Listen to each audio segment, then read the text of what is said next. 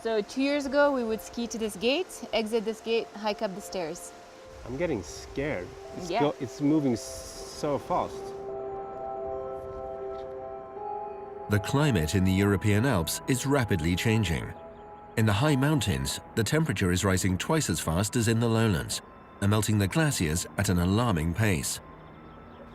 Hannes Langworth from Nordea is here to witness the consequences and gain a better understanding of how businesses can adapt to the impact of climate change. We need to talk to the businesses, we need to talk to the people who lives here, who has been affected from this and will be even more affected in the future, so we can better understand which solutions is best to invest in. As a bank, we need to engage. Our financing and investments can have a significant impact that leads to real changes. $1 in sustainable investments is one of the best ways to mitigate climate change. Since the early noughts, Dougal Taverner has been a mountain guide for tourists wanting to marvel at the Alps, and climate change has already affected his business. Just last year, I felt very restricted in where I could go safely with clients. So the problem with the glaciers going, it's also the ice, the permafrost that's been holding the mountains together for so many years is also going. I feel sad.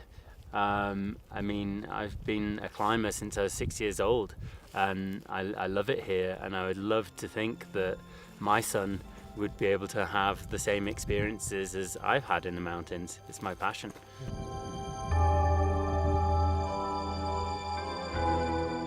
While Hannes sets out to visit the largest glacier in France, Peter Sandal and Danny Ullman are climbing for climate, a project in which they are attempting to climb the 82 highest summits in the Alps to raise awareness about climate change.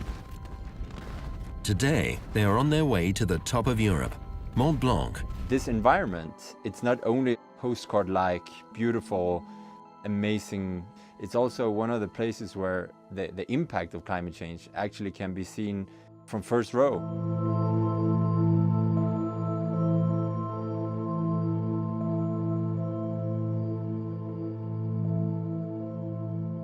I used to come here as a kid with my parents, and my dad used to go climbing here, and we'd take the train up with my mom and meet him, and I just have this visual that like the glacier was really high and my dad would just walk off the glacier and arrive here. Probably wasn't exactly like that, but it was definitely not like this right now. So the glaciers receded massively. Caroline George is a mountain guide who has lived in the Alps her entire life and has witnessed the melting glaciers firsthand.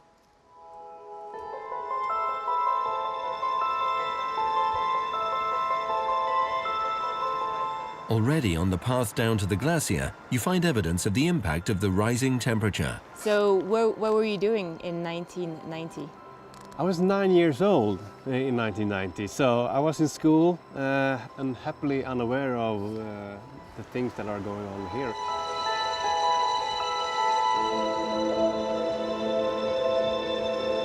Two years ago, the glacier was up here. That's correct. So we would come through this gate in the winter, ski to this gate, come out, go up the stairs. And now it's about 100 meters lower down. In just a couple of years. In just a couple of years. Wow. I'm seeing this, but I can hardly believe it. Yeah. It's so rapidly moving.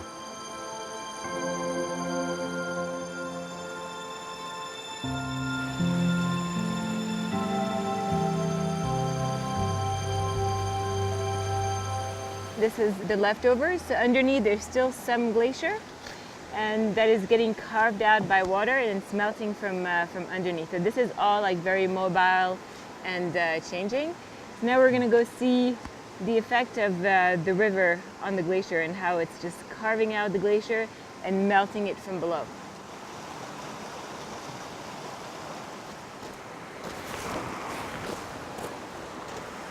You can see really the power of the water, and I think it's a great image to have like a glass of water at home, put an ice cube in it, and how fast it melts. And so imagine that on this scale.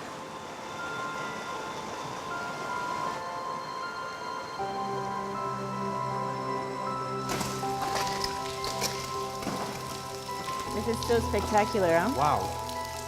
Amazing. So the water is really pouring down. Yes, you can really see here on the surface how there's water running all the way along the surface.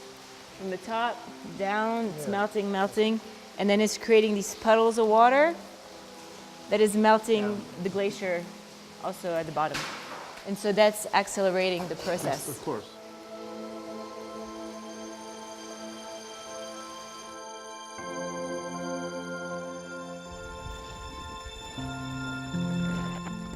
Back on Mont Blanc, the two climbers have reached yet another summit.